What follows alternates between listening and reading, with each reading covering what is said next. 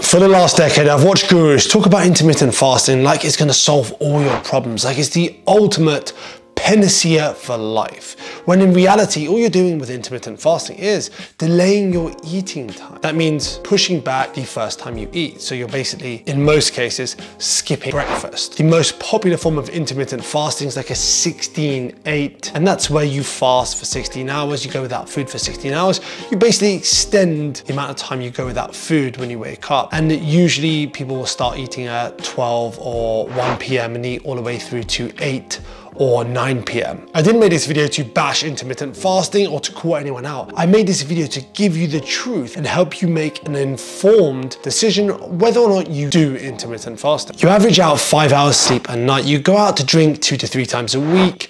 You eat out maybe 2 to 3 times a week, if not more. You snack on garbage.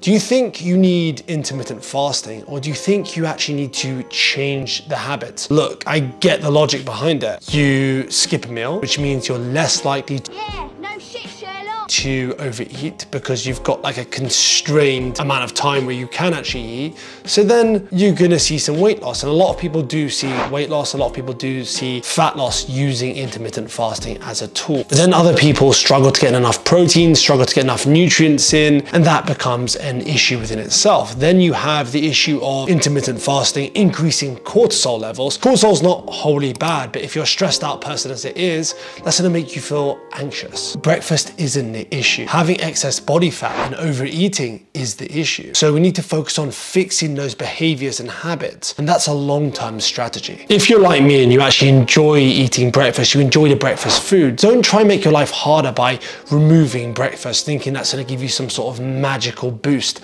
And speaking of boost, you hear a lot of people talking about the increases in HGH, that's human growth hormone, and testosterone from fasting. We're gonna talk about the fasting influence over growth hormone. Thousands of percentage points. Increasing growth hormone, not just in small amounts, but in massive, huge amounts.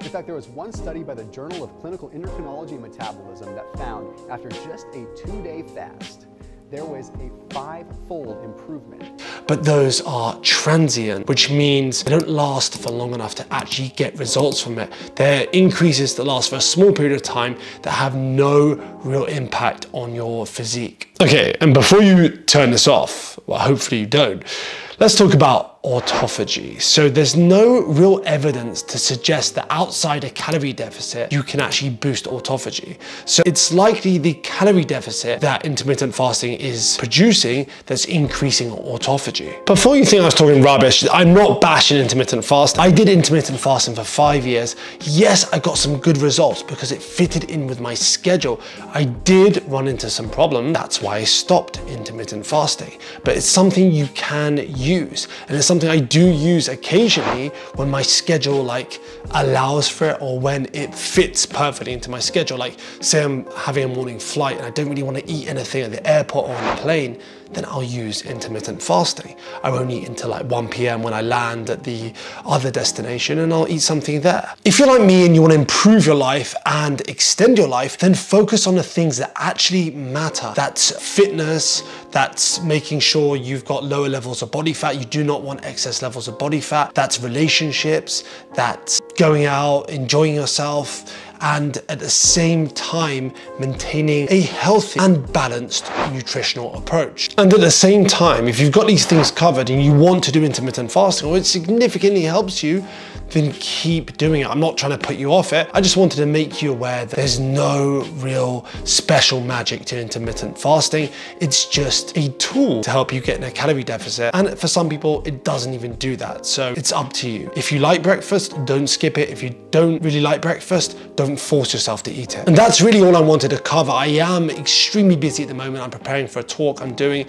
The biggest talk I've ever done in the biggest company I could possibly dream about doing, but it's going to be a nutrition talk. It's going to be based around physical fitness and nutrition actually integrated. Anyway, more on that to come. Any questions, as always, comment below. Any deeper questions, feel free to send me a DM on Instagram at AdamScottFit. Have the best day ever, and we'll talk soon.